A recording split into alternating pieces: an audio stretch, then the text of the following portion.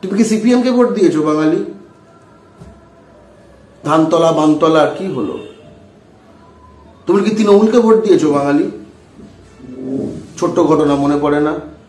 জ্যোতিবাবুর এরকম তো মাঝে মাঝেই হয়, মনে পড়ে না? তুমি কি বিজেপিকে ভোট দিয়েছো বাঙালি? বিএইচইউতে, বেনারস হিন্দু ইউনিভার্সিটিতে বিজেপির আইটি সেলের যে 3টি ছেলে তারা গণধর্ষণ করেছিল ওখানকার একটি ছাত্রীকে, গতকাল তারা ছাড়া পেয়েছে, তাদের মালা দিয়ে বরণ করেছে বিজেপি, তুমি জানো বাঙালি? আর তোমার এই মিছিলে যখন এই বিজেপি, তৃণমূল, সিপিএম করা লোকগুলোকে আসছে, বাংলা পক্ষ বলছে ধরে ধরে বার করে দিচ্ছ না কেন? লজ্জা করে না পলিটিক্স করতে?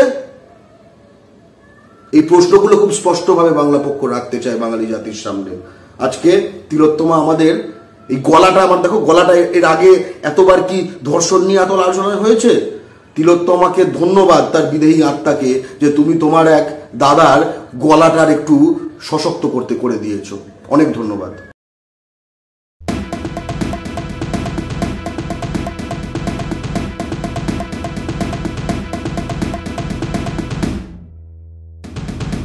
বাংলা পক্ষ এই আমান রাজ আর এই আগারওয়াল আর এই সঞ্জয় রায় আর সব ক্ষেত্রে ভিকটিম বাঙালি বাঙালি বাঙালি বাঙালি, এটা কিন্তু ভুলতে দেবে না। ভেদিক ভিলেজ তুমি যাও না বাঙালি?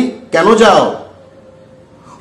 ওই মাটিতে তোমার এক বাঙালি বোনকে গণধর্ষণ করেছিল এরা, এই নামগুলো তাই, হ্যাঁ, ওদের মালিকও তাই।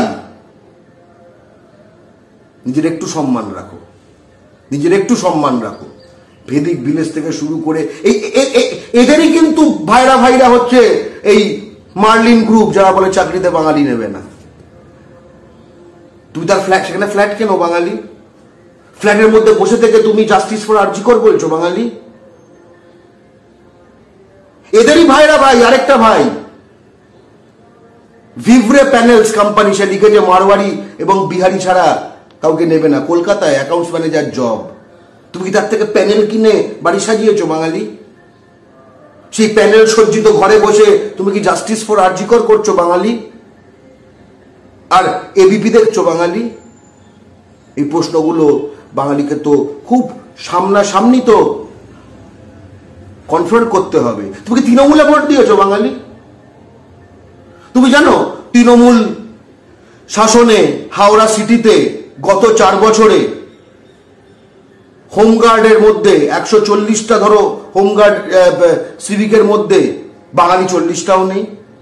তুমি কি জানতে? তুমি কি এই কারণে তৃণমূলকে ভোট দিয়েছিলে বাঙালি? তুমি কি জানো বাঙালি এই পশ্চিমবাংলার মাটিতে, এই পশ্চিমবাংলা, তুমি কি বিজেপিকে ভোট দিয়েছিলে বাঙালি? তুমি কি জানো এই পশ্চিমবাংলার মাটিতে না, এই যে আরজি করে যে ভয়ঙ্কর ঘটনাটি ঘটে গেল, এই ভয়ঙ্কর ঘটনাটি ঘটে যাওয়ার ঠিক কদিনের মধ্যে 22 তারিখে স্বামীকে আগ্নেয়াস্ত্র দেখিয়ে একজনকে ধর্ষণ করা হয়েছে সন্দেশখালীতে, বিজেপি নেতা একজন গ্রেপ্তার করা হয়েছে। ওয়ালে নিউজটা বেরিয়েছে, ঠিক আছে? পর দেখো, আমি তারপরে দেখাচ্ছি। 18 তারিখে ওয়ারে নিউজটা বেরিয়েছে, নন্দীগ্রামে একজন বাঙালি নারীকে 500 মিটার নগ্ন করে হাঁটানো হয়েছে। যা হাঁটিয়েছে তারা আবার নন্দীগ্রামে জাস্টিস ফর আরজিকর এই প্রতিবাদটা সংগঠিত করার মূল হোতা ছিল। পানিহাটিতে কদিন আগে দেখলাম একটা বিজেপি নেতাকে, ঠিক আছে, লোকাল লোকজন মারধর করেছে, কারণ বাড়িতে সে পরিচারিকার উপর যৌন আক্রমণ করেছিল। মালদায় একটি আদিবাসী ছাত্রীকে ধর্ষণ করেছে, এই সময়ের খবর, ঠিক আছে, বিজেপি নেতা। আমাদের তিলোত্তমা 9 তারিখ, তাই তো? এটা 12 তারিখ, 18 তারিখ, 29 তারিখ, 31 তারিখ আগস্টের। আমি দেখাচ্ছি এই চারটে, দেখো। তুমি কি সিপিএম কে ভোট দিয়েছো বাঙালি? ধানতলা বানতলা কি হলো? তুমি কি তৃণমূলকে ভোট দিয়েছো বাঙালি? ছোট্ট ঘটনা মনে পড়ে না? জ্যোতিবাবুর এরকম তো মাঝে মাঝেই হয়, মনে পড়ে না? তুমি কি বিজেপিকে ভোট দিয়েছো বাঙালি? বিএইচইউতে, বেনারস হিন্দু ইউনিভার্সিটিতে বিজেপির আইটি সেলের যে 3টি ছেলে তারা গণধর্ষণ করেছিল ওখানকার একটি ছাত্রীকে, গতকাল তারা ছাড়া পেয়েছে, তাদের মালা দিয়ে বরণ করেছে বিজেপি, তুমি জানো বাঙালি? আর তোমার এই মিছিলে যখন এই বিজেপি তৃণমূল সিপিএম করা লোকগুলোকে আসছে, বাংলা পক্ষ বলছে ধরে ধরে বার করে দিচ্ছ না কেন? লজ্জা করে না পলিটিক্স করতে? এই প্রশ্নগুলো খুব স্পষ্টভাবে বাংলা পক্ষ রাখতে চায় বাঙালি জাতির সামনে। আজকে তিলোত্তমা আমাদের এই গলাটা, আমার দেখো গলাটা, এর আগে এতবার কি ধর্ষণ নিয়ে এত আলোচনা হয়েছে? তিলোত্তমাকে ধন্যবাদ, তার বিদেহী আত্মাকে, যে তুমি তোমার এক দাদার গলাটার একটু সশক্ত করে দিয়েছো।